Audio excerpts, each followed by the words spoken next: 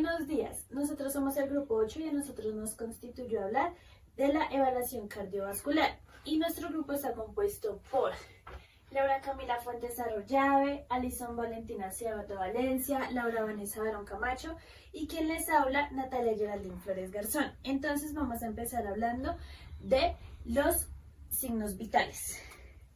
Entonces, los signos vitales es que radica en que constituyen la principal señal de vida y pues de ahí viene el nombre. Los principales parámetros que se buscan en pacientes críticos, pacientes en que sufren un accidente, un traumatismo, un impacto de bala, etc. Y de ahí pues poder determinar el estado de los principales órganos del paciente y poder pues apreciar cuál es el estado de salud en el momento del paciente.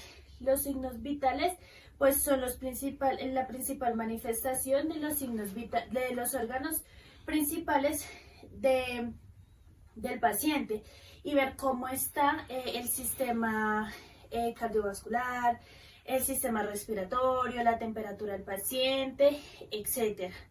Estos nos indica cómo pues está el paciente y qué condiciones tiene el paciente. Y pues darle a los profesionales de salud pues cómo está el paciente y qué paso a seguir tenemos que pues llevar nosotros con el paciente para ver cómo lo vamos a compensar o si está bien o está de forma moderada. La ausencia de los signos vitales puede conllevar a la muerte del paciente lastimosamente. Entonces por eso hay que seguir un buen camino y siempre llevar o pues estar monitorizando los signos vitales para compensar el paciente y tener buenos signos vitales para pues evitar este suceso en los signos vitales. Los signos que engloban los signos vitales, valga la redundancia, son la frecuencia cardíaca, la frecuencia respiratoria, la glucemia, la tensión arterial, la saturación de oxígeno y la temperatura. Entonces aquí, como podemos ver en esta siguiente diapositiva, están los signos vitales para cada grupo etario. Entonces los grupos etarios nos abarcan desde los recién nacidos hasta los adultos mayores. Aquí podemos ver en esta tabla de tensión arterial los grupos que abarcan desde los recién nacidos hasta los adultos mayores y los rangos que están desde la sistólica a las diastólicas. Estas tablas que nos presentan acá nos sirven a nosotros como una tabla guía para ver si un paciente nos llega, a ver cómo lo podemos manejar y si llega en una tensión más alta, a ver si es hipertenso el señor o si de pronto hay algo que la desencadenó y ver cómo lo maneja. Si el señor es hipertenso, ya manejaríamos otras tablas porque las personas hipertensas ya manejan unas tensiones arteriales un poco más altas que son para ellos ya las normales. Y si ya manejan una tensión más baja, entonces ver cómo nosotros llegaríamos a manejarlas para que se acerquen a los rangos normales. Esta tabla es de frecuencia respiratoria, igual en el mismo grupo etario, desde recién nacidos hasta adultos. Las ventilaciones por minuto, igualmente entre los rangos de las normalidades, y ver entre los pacientes las ventilaciones por minuto en cuanto nos llegan. Si nos llegan más altas, entonces nosotros llegar a actuar para que entren a los rangos de la normalidad y que no llegue el paciente a un suceso pues lamentable. Y si llegan más bajas, igual nosotros entrar a actuar para que no se nos descompense. Y en la frecuencia cardíaca, igual los rangos de los grupos etarios recién nacidos hasta adulto, entra y engloba a todos los pacientes. Y los latidos por minuto, entre recién nacidos 120-140 hasta adultos 60-80. Y también siempre estar monitoreándolos en los pacientes la frecuencia cardíaca y monitorear y estar siempre nosotros presentes en todos estos signos vitales. Nosotros siempre tenemos que tener en cuenta los signos vitales y tener claros cuáles son las normalidades para que cuando un paciente llegue fuera de los límites normales, nosotros tener claros cuáles son los normales para también saber cuáles son las anormalidades y nosotros entrar a intervenir para poder con esa intervención aproximar al paciente a las normalidades para prevenir las descompensaciones en los pacientes. Bueno, entonces ya hablando un poco más de cerca de la frecuencia cardíaca para pacientes de cuidado crítico, entonces esto depende más de la observación directa y del examen físico, y en la frecuencia cardíaca depende de la patología del paciente y pues esta se monitoriza de manera continua para pues evitar descompensaciones en el paciente y pues el personal médico siempre la monitoriza para tener pues siempre en cuenta el estado de salud del paciente y evitar pues que éste se descompense. Esto se monitoriza pues con instrumentos automáticos y este siempre envía como un estado de alerta o un pito de alerta cuando estos niveles de frecuencia aumentan mucho o disminuyen mucho de la manera fisiológica del paciente, para avisarle al personal de salud que el paciente se ha descompensado mucho y que ellos puedan llegar a actuar de una manera inmediata para poder socorrer al paciente en el momento que él lo necesita. Bueno, en la frecuencia respiratoria, hablando un poco más a fondo de ella, en la frecuencia respiratoria es el número de veces que la persona respira por minuto. Esta suele medirse cuando la persona está en reposo y cuando ella no se da cuenta que uno la está viendo. Esta se cuenta cuando la persona respira, cuando el tórax se eleva. Cuando se mide estas respiraciones, pues se tiene en cuenta que si la persona tiene pues dificultad para respirar, pues cuando la persona tiene dificultad para respirar al momento de medirse, ya que esta se va a ver afectada porque pues si tiene de pronto una patología respiratoria pues de base o tiene dificultad para respirar, la cavidad torácica no se va a expandir de la misma manera que si estuviera una persona sana o no tuviera esta afectación pulmonar de base.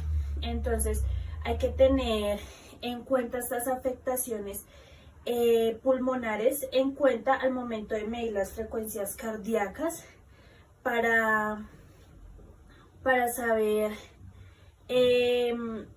si estas afectaciones van desencadenadas de la patología respiratoria que tiene o si de pronto si es algo netamente de la frecuencia respiratoria. Hola, mi nombre es Laura Barón y vengo a hablarles de la tensión arterial. La tensión arterial es la fuerza que ejerce la sangre sobre las paredes arteriales al circular por el organismo, es decir, que es la presión necesaria para perfundir los tejidos. Esta se mide en milímetros de mercurio y su valor normal es de 120/80. Existen varios efectos que nos pueden hacer alterar la tensión arterial. Entre ellos están las variaciones en el diámetro de las arteriolas y las venas, que se pueden ver afectadas por ciertos fármacos o por los nervios que contraen el músculo liso de las arteriolas. También encontramos variaciones en el gasto cardíaco.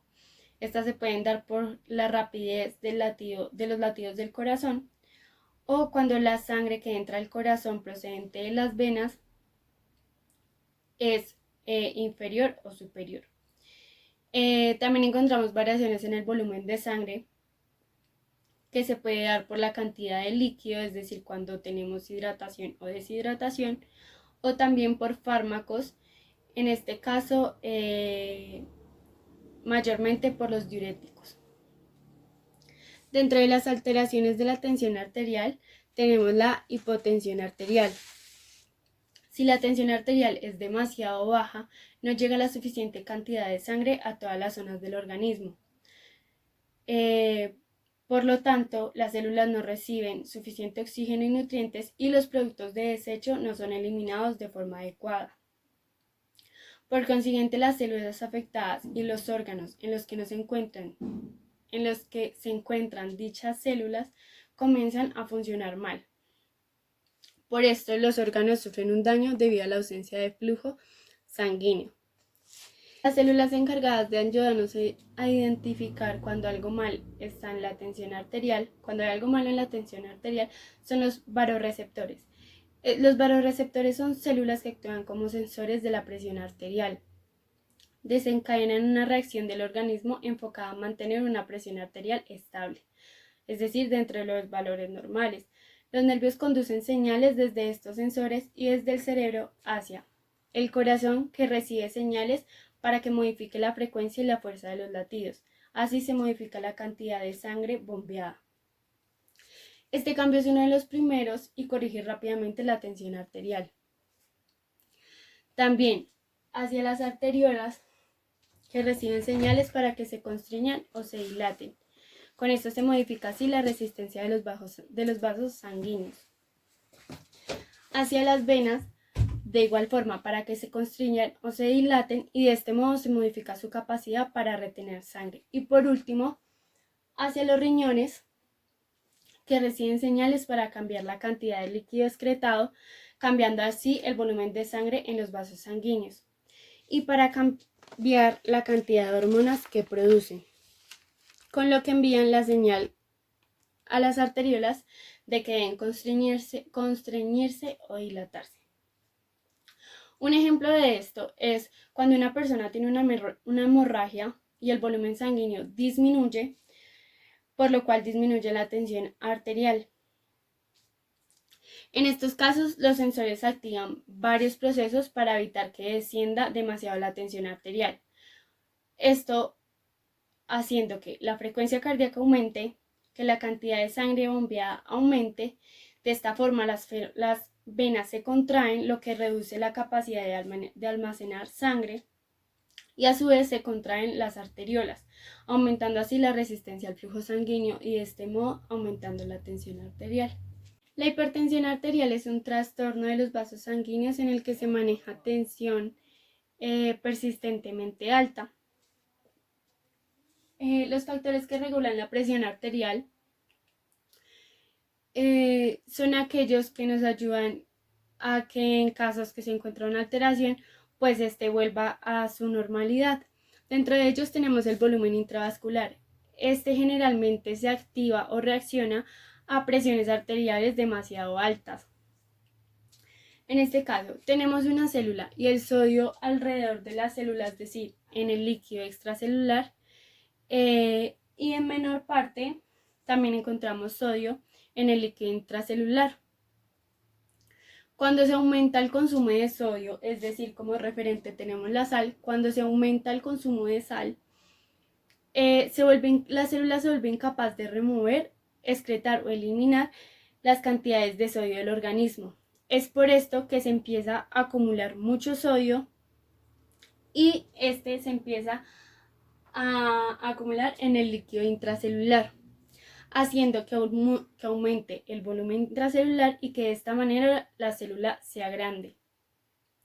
Con esto lo que conseguimos es que aumente el volumen intracelular, por ende va a aumentar el volumen sistólico, aumente el gasto cardíaco, y eso nos da igual a que aumente la presión arterial.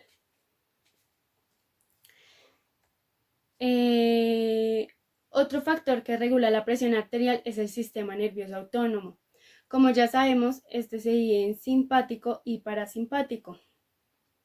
Lo que nos interesa del sistema nervioso autónomo es que tiene unos receptores, en los cuales encontramos alfa-adrenérgicos y beta-adrenérgicos. A su vez, los alfa-adrenérgicos se dividen en alfa 1 y alfa 2, y los beta-adrenérgicos se dividen en beta 1, beta 2 y beta 3. Estos son los encargados de recibir hormonas liberadas por el sistema nervioso autónomo. Entre ellas tenemos la adrenalina, la noradrenalina y la dopamina. La adrenalina sabemos que ayuda a la dilatación del músculo, pero la que nos interesa en este caso es la noradrenalina, o también conocida como la hormona del estrés. Esta regula la presión arterial. Cuando se aumenta, hay más contracción, muscular y por ende hay mayor presión arterial, es decir, se aumenta la presión arterial. Otro factor que nos ayuda a regular la presión arterial es el sistema renina-angiotensina-aldosterona. En este caso, lo contrario al volumen intravascular, este se activa con presión arterial baja. La renina también se activa con la disminución del filtrado glomerular, es decir, cuando el sodio disminuye. La función en este caso de la renina es escindir al angiotensinógeno, quien a su vez va a dar lugar a la angiotensina 1, que por medio de la enzima convertidora de angiotensina nos va a dar lugar a la angiotensina 2, quien va a ser la principal en este factor que va a regular la presión arterial. La angiotensina 2 induce a la contracción vascular, ya que es un potente vasoconstrictor, y a su vez la angiotensina 2 va a estimular la secreción de la aldosterona, la cual nos va a ayudar a aumentar la presión arterial, ya que esta es la función de aldosterona. Y al tener la angiotensina 2 nos va a aumentar significativamente la aldosterona y de esta forma aumentar la presión arterial. También tenemos los mecanismos vasculares. Los mecanismos vasculares se hace referencia a cambios que pueden sufrir las arterias.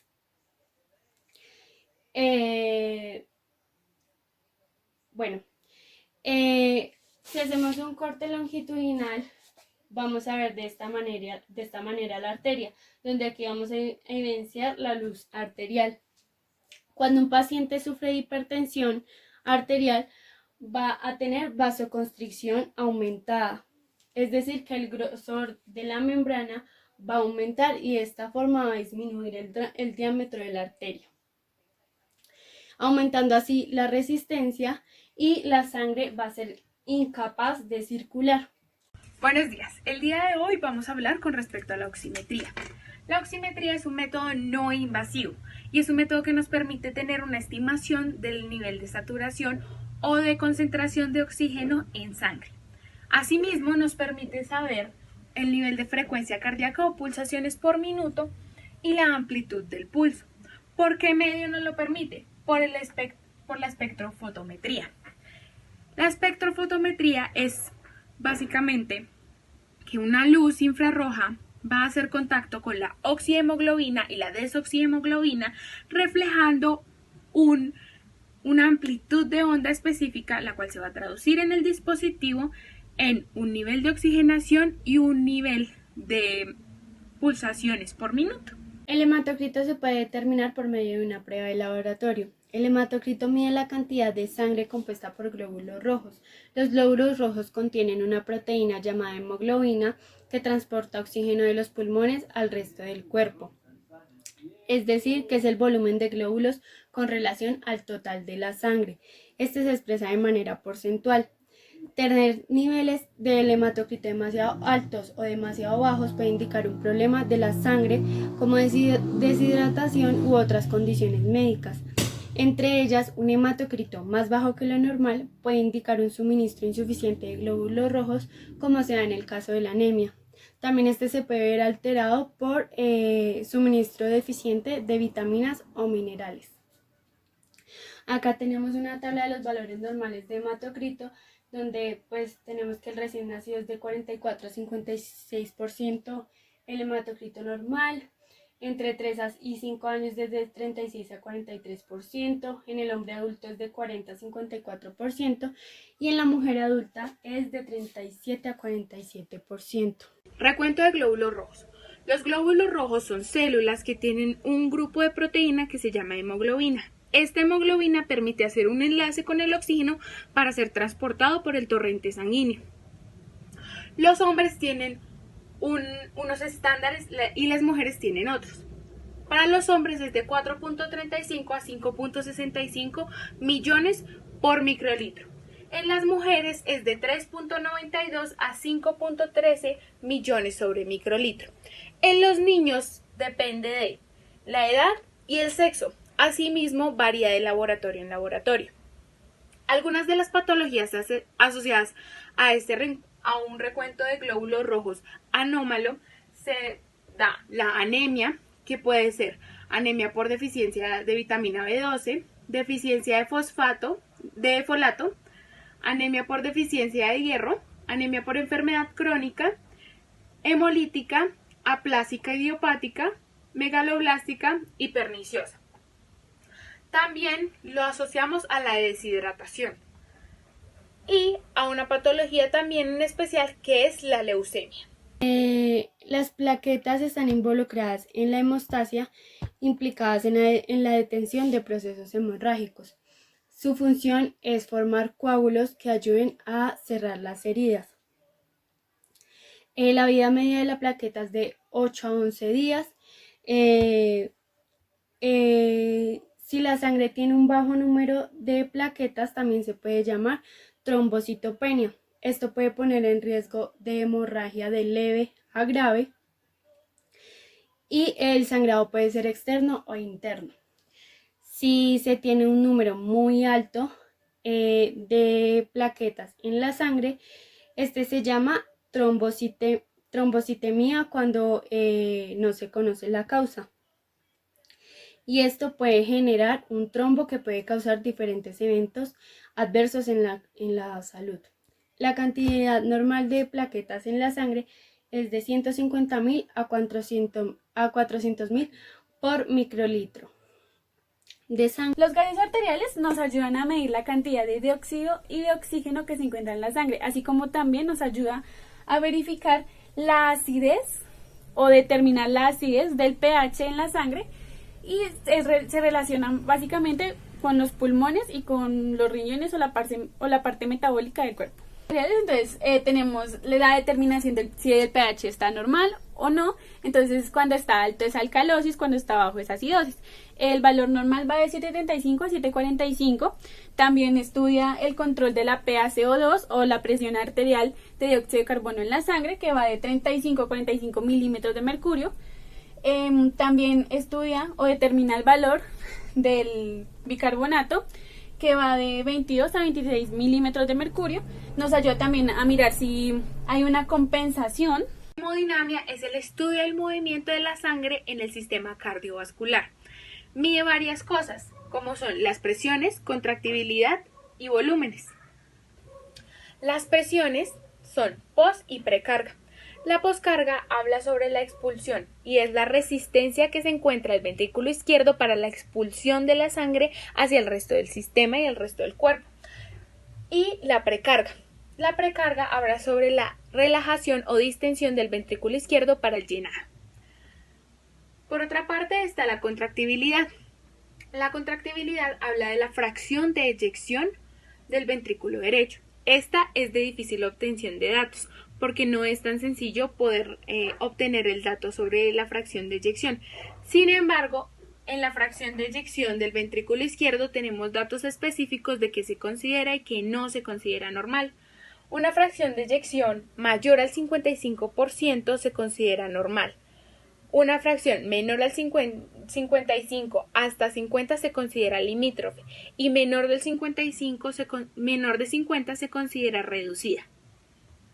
Por otra parte, también tenemos los volúmenes. Tenemos el volumen de presión venosa central, que mide la presión auricular derecha. Se considera normal entre 0 a 5 centímetros de agua. También tenemos la presión de cuña de la arteria pulmonar, que mide la frecuencia, que mide la función ventricular izquierda. Y normal. Bueno, y tenemos el cateterismo cardíaco, el cual implica la inserción de un tubo flexible a través de cualquier cavidad cardíaca. Generalmente esto va dirigido por un fluoroscopio y se usa para fines de diagnósticos o terapéuticos. Entonces aquí en la imagen muestra cómo el catéter va entrando por la vena cava superior, ¿sí? Hacia la aurícula derecha, entrando también por la válvula tricúspide, sale y vuelve a entrar por la válvula pulmonar para salir por la arteria pulmonar. Bueno, entonces tenemos la intervención coronaria percutánea. Vamos a hablar del stent. El stent se coloca o se puede realizar en una anginoplastia. Recordemos que la anginoplastia es el hecho de desobstruir o anchar las paredes de las arterias. Entonces, el stent se coloca en la parte superior del balón, del catéter. Se coloca el balón en donde haya la obstrucción. Entonces, lo que se hará es que el balón se inflará y asimismo el stent se va a expandir, y al desinflar el balón y retirar el catéter, el stent quedará en la pared de la arteria sin ningún problema. Bueno, tenemos el catéter de Swan-Ganz, el cual en 1970 Swan y Ganz introdujeron la práctica de utilizar un catéter con un balón inflable en la punta, esto con el fin de que el flujo sanguíneo se irá mejor en la arteria pulmonar. Entonces, tenemos que este catéter nos permite la medición de datos o también el cálculo de los datos hemodinámicos, como lo son la presión venosa central, la presión arterial pulmonar, el gasto cardíaco, las resistencias vasculares periféricas y la saturación venosa o mixta de oxígeno. Bueno, entonces las partes del catéter de Swan-Ganz tenemos que tiene una vía para la medicación. Aquí en la punta vemos el balón inflable. Esta vía del balón es como una jeringa, la cual nos ayuda a inflar el balón. Esta es la vía distal. Tenemos una vía para la medicación. Tenemos el termistor. Y finalmente tenemos una vía proximal. Bueno, el cateterismo venoso central es una medida que usamos frecuentemente como medio temporal o medio permanente en tratamientos como lo son la hemodiálisis, la quimioterapia, la infusión de medicamentos o para la nutrición prenatal. La utilización del catéter venoso puede llegar a causar un agotamiento en la disponibilidad de las vías de acceso, creando así trombosis o algunas infecciones. Bueno, entonces aquí vemos como el catéter va dirigido hacia la aurícula derecha del corazón y vemos cómo sale la sangre de la máquina al cuerpo y vemos cómo entra la sangre del cuerpo a la máquina. Bueno, el cateterismo venoso central es una medida que usamos frecuentemente como medio temporal o medio permanente en tratamientos como lo son la hemodiálisis, la quimioterapia, la infusión de medicamentos o para la nutrición prenatal. La utilización del catéter venoso puede llegar a causar un agotamiento en la disponibilidad de las vías de acceso, creando así trombosis o algunas infecciones. Bueno, entonces aquí vemos como el catéter va dirigido hacia la aurícula derecha del corazón y vemos cómo sale la sangre de la máquina al cuerpo y vemos cómo entra la sangre del cuerpo a la máquina. Ecocardiografía. La ecocardiografía nos permite ver imágenes en 2D y 3D. La más usada para este tipo es Doppler, la cual nos permite ver imágenes en 2D, sin embargo nos permite ver imágenes del paso de la sangre por el corazón, las venas y las arterias. La ventaja que tiene este medio es que no emplea radiación, por lo que no expondríamos a nuestros pacientes a este método. Asimismo, mira la distensibilidad de las cámaras del corazón y una de las enfermedades más comúnmente diagnosticadas por este medio es la insuficiencia cardíaca. Krumholtz describe la insuficiencia cardíaca en el 2000 como una enfermedad altamente incapacitante por la sensación de agotamiento extremo y la taquicardia constante que sufren estos pacientes al llevar a cabo actividades de la vida cotidiana.